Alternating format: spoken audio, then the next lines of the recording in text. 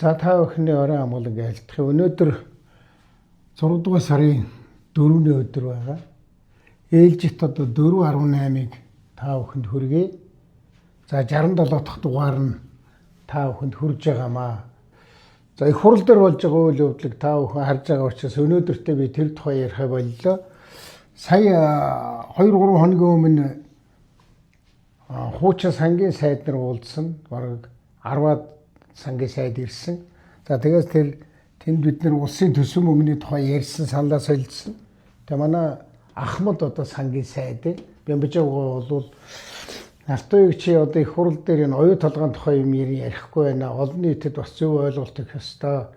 Та нарын үед яг юу болж исэн, яаж исэн гэдгээ нэг яриараа гэсэн юм даалгавар өгсөн байна.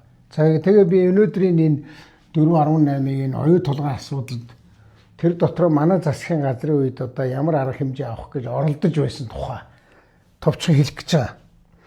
За нэгдүгээрт нэг юм буруу төсөөлөл байдгийг. Зарим хүмүүс зориуд дээр ингээд одоо гүтгэж яриад байдаг.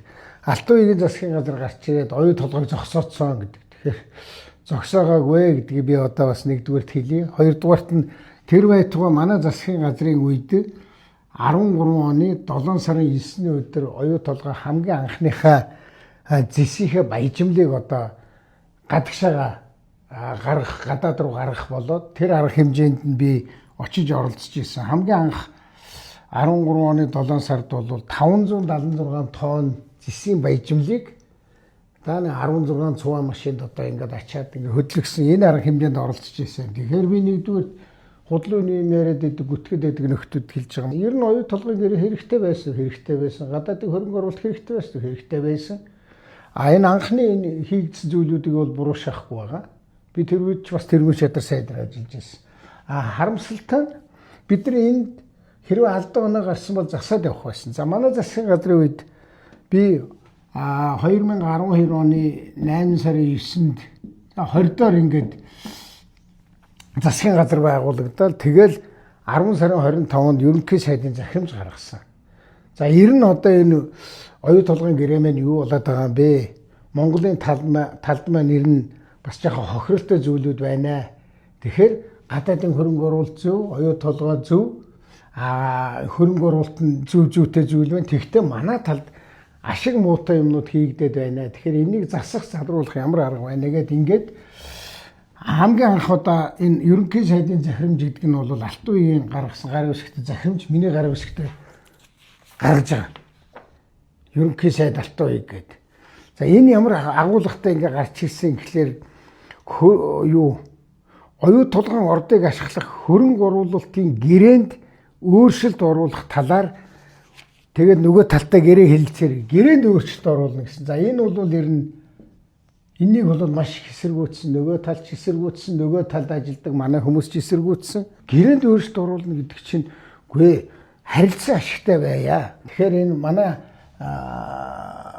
ашиг нэмэгдүүлэхийн тулд яах вэ гэхээр манай 34% дээр ингээд зээл бичээд байгаа. Тэр зээл нь өөрөө их өндөр хүүтэй байгаа. Тэгээд тэрний хүүг одоо багасгах талаар ярья. За энэ бол одоо хэн оролцсон гэхлээр уул уурхайн сайд ган хуйгээр ахлуулад сангийн сайд Улаан, эдийн засгийн сайд Батбаяр, байгаль орчны сайд оюун ингээд ажилласан байгаа. Нарийн бичгийн даргаар нь Эрдэнэс МЖ-ийн дэд захирал Тэмүүлэн одоо манай их хурлын гишүүн болсон Тэмүүлэн ажиллаж байгаа. За ийм юм гаргасан. За энэ ихний орлого хийсэн. Яагаад одоо Монгол улсын засгийн газар гарч ирээд оюу толгойн гэрээ болохгүй байгаа юмыг нь өөрчлөе гэж хэлж болохгүй гэж. За энэ ингэж хэлсэн энэ захирамж гарсны дараа бол маш их том дайралтууд ирсэн. Манай засгийн газрын ер нь тэр үед энэ гадных нь оюу толгой за тэгээд энэ оюу толгойн талд ажилладаг хүмүүс юу гэж нэрлэдэг байсан гэхлээр National одоо resource буюу ийм баялагын үндэсний үзэлтэй засгийн газар гарч ирлээ гэж ингэж цолж ирсэн. За ингээд яваад энэ маш их хэсэргүүцтэй тулгарсан. Их ч одоо шахал тавчилт ирсэн. Тэгвэл энэ ажил ерөнхий сайдын захирамжийн дагуу ажилласан манай сайд. Бид нар цаашаа оюу толгойн асуудлыг ярих гэсэн чинь энэ нөхдүүдийн анхны хөрөнгө оруулалт гэдэг одоо Монгол энэ оюу толгойд оруулсан хөрөнгө оруулалт 10 онд батлагдсан техник эдийн засгийн үндэслэлийн дүнгээс хэтэрчээд байна хөрөнгө оруулалт нь. хэдээр хэтэрчээд байгаа юм бэ наадах чинь гэхээр 2 тэрбум Америк доллар хэтэрчээд байна.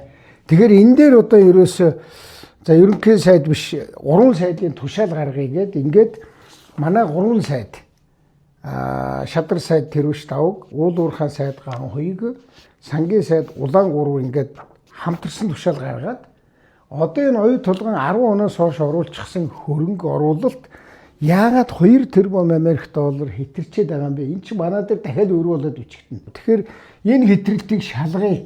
Санхүүгийнх нь бүх бичиг цаасыг үзьгээд хідэн контейнер одоо тэр бичиг цаасыг шалгаж дүгнэлт гаргасан байна. За энэ дүгнэлтэн дээр одоо юу гарсан гэхээр ноцтой юмнууд гарч ирсэн. За энэ 2 тэрбум Америк долларын ихэнх нь бол одоо бодиттой хөрөнгө оруулалт биш байна. Энд тэнд орсон өөр газрын хөрөнгө оруулалтуудыг бичсэн байна. Нөгөө талаас хөрөнгө оруулна гэсэн хэмжээнээс хамаагүй их хэмжээгээр хөрөнгө оруулалтууд нэмэгдсэн байна. Тэгэхээр энийг яаж шийдэх юм бэ гэж ийм асуудал үүссэн. Энд чинь яагаад энийг яриад байгаа гэхээр Монголын талд оногдох ашиг буюу тэрнийг нуугдал ашиг авах хугацааг нь хойшлох гэдээсэн. За ингээ 3 сайдын тушаалгаараа манай 3 сайд маш сайн ажиллаад тэгээд 2 тэрбум Америк доллар хэтэрсэн гэдэг байгаа зүйл үндсэндээ биш юм байна гэдгийг тогтоосон. За одоо энэний материал байгаа. Тэгээд сая тэр оюу толгойн сонсгол дээр бас төдийл ойлгохтой яригдсангүй. Тийм учраас Момжоо сайдын намайг шүүмжлээд байгаа зөв байх. Би энийг нэг удаа ярихгүй шүү. Би дахиад үргэлжлүүлнэ ярина. Та нар асуух юм байвал асуугаарай. Ер нь бол хэцүү шүү бас энэ гадны хөрөнгө оруулагчид бол ерөнхийдөө засгийн газрыг ганхуулах өөрсөнд нь одоо таалагдаагүй учраас олон улсууд бол Монголын засгийн газрын нэр хүндээ унгаах монголчууд л ерөөсөө гадаадын хөрөнгө оруулалтыг хөөдөг мөөдөг гэдэг ийм сурталчилгааг уус хинч хөөгөөгүй. Зүгээр Монгол улсынхаа өөрийн талд оногдож байгаа тэр ашиг машгаа бид нэмэгдүүлмээр байна. Эсвэл дараа авах ашгаа хойшлуулахгүй тулд одоо энэ хэтрэлтүүдийг чи ярмаар байна. Гэрээндээ өөрчлөлт оруулмаар энэ юу байдаг л асуудал. Тэгсэн чинь дараа нь яасан гэхээр одоо бид нэмэлт хөрөнгө оруулалт хиймээр байна. Гэхдээ яаж байгаа та нар өмнөх хөрөнгө оруулалт чинь 2 тэрбум Америк доллар хэтэрсэн. Энийх учрыг олоогүй байж дахиад гүнэн уурхайг бид нар хөдлөх гээд байгаа маа. Тэрэнд хөрөнгө оруулалт хийнэ. Тэгээ бид нар бол ярьсан маань. Ганцхан бий биш үү? Энд засгийн газраар ирээд за энэ хөрөнгө оруулалтыг авбал юу болох вэ гэсэн. Тэгээ энэ хөрөнгө оруулалтыг авах юм бол дахиад Монгол улсын засгийн газрын авах нуугдал ашиг авах хугацаа хойшлно. Одоо бүр 30 хэдэн он руу шидэгдэнэ.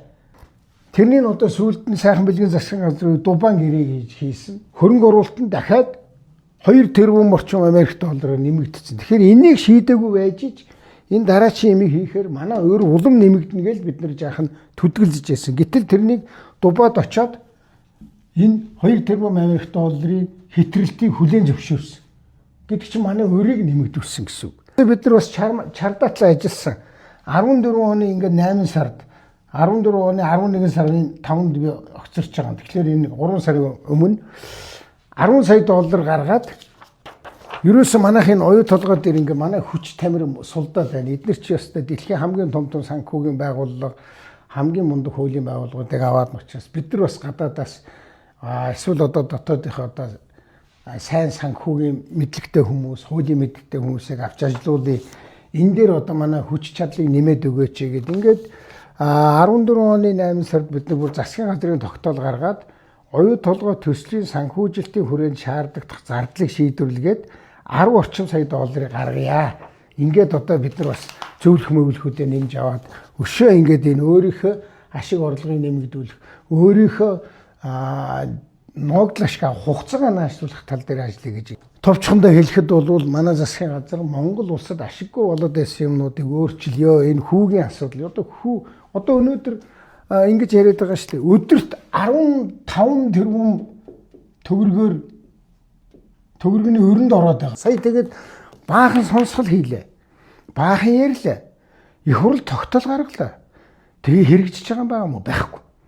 Ерөөсөө бидний эцсийн зорилго бол энд нэг менежментийн зардал мардал бууруулах бол их жоохон мөнгөнүүд. Манай хамгийн том ашиг хаана алга болоод байгаа вэ гэхээр гаднаас авж байгаа зээл одоо энэ дубан гэрээгээр авсан зээл байхгүй. Тэгээд тэрэн дээр нь хүү нэмж боддог. Энэ дээр л манай өр үсэт байгаа.